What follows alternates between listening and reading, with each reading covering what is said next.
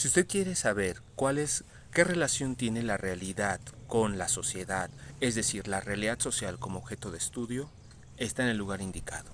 Quédese con nosotros, yo soy Roberto Rivera y comenzamos con esta cápsula. Karl Popper hablaba sobre la necesidad de investigar y sobre todo hacernos conscientes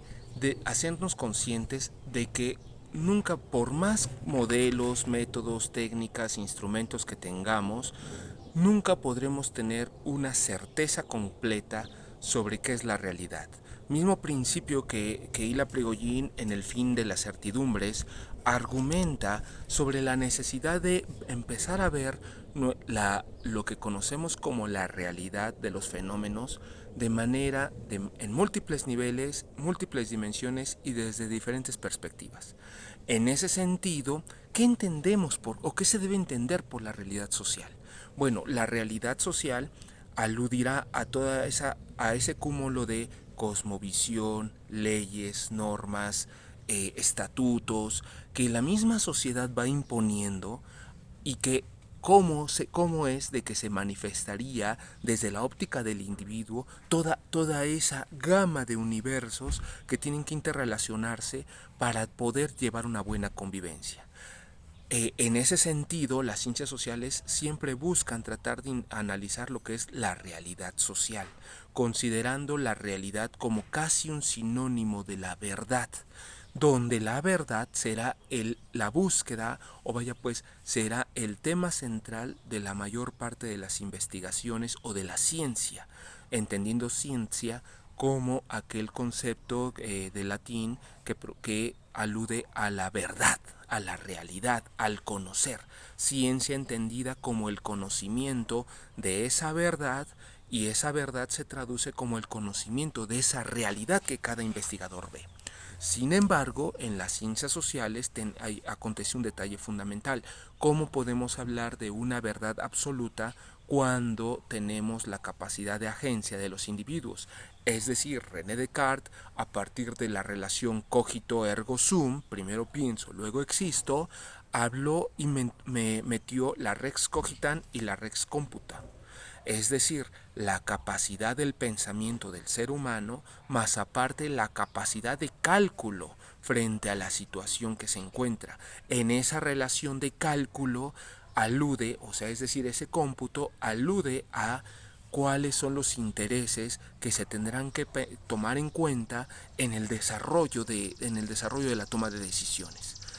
Y en ese tenor de ideas, lo que va a ocurrir es de que la ciencia en general tendrá que debatirse, buscar una serie de elementos, una serie de técnicas, de instrumentos que vaya cada vez cuantificando, matematizando y demás, con la intención de ir borrando poco a poco los intereses, los gustos, las preferencias del sujeto para tratar de llegar a una postura netamente objetiva.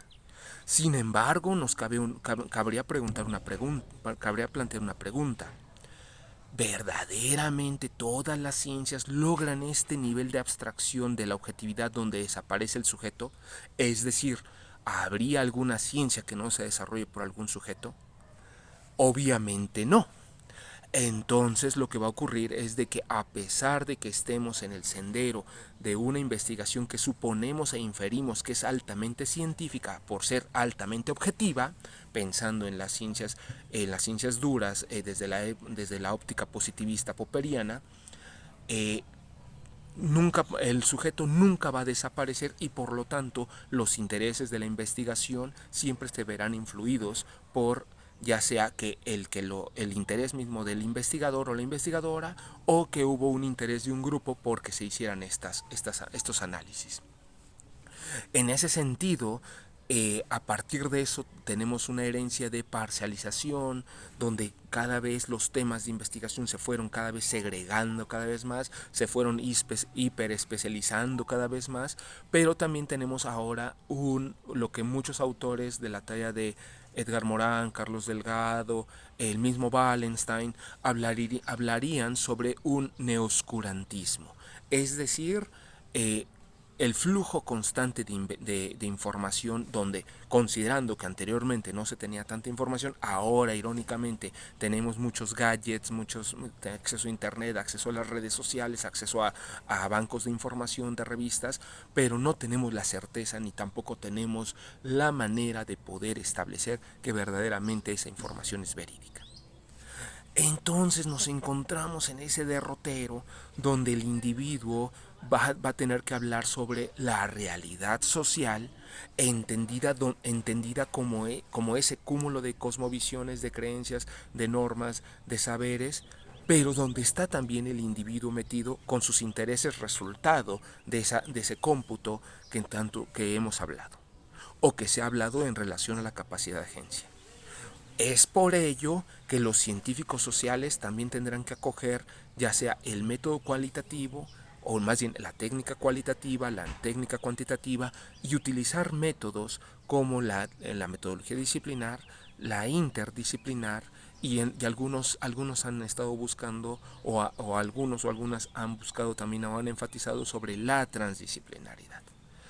Sin embargo, desde la óptica de Rolando García, habría que considerar que para acceder a los equipos interdisciplinares, propuesta a la que yo me sumo, tendríamos que apoyarnos de las herramientas de análisis de contenidos y el análisis de los discursos.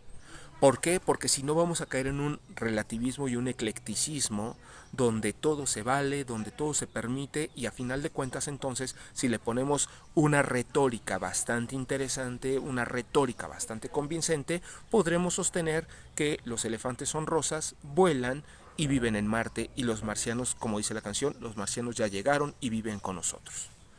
Entonces habrá que tener mucho cuidado de estas posturas, resultado del neoscurantismo, que solamente vienen a hablar de conocimientos precientíficos o que recuperan altas argumentaciones o autores que tienen una seriedad argumentativa, pero envueltos en discursos, paráfrasis, conceptos altamente retóricos que solamente vienen a justificar eh, la existencia de un conocimiento precientífico en aras de la cientificidad. De ahí que se habla de frases como está científicamente comprobado, fulano, sutano, perengano, autor lo sostienen, sí, pero en dónde lo han publicado.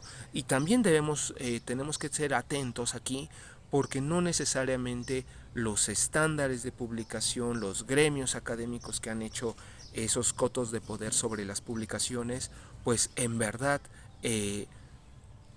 tienen la certeza de que no se les infiltre algún documento que no sea netamente científico.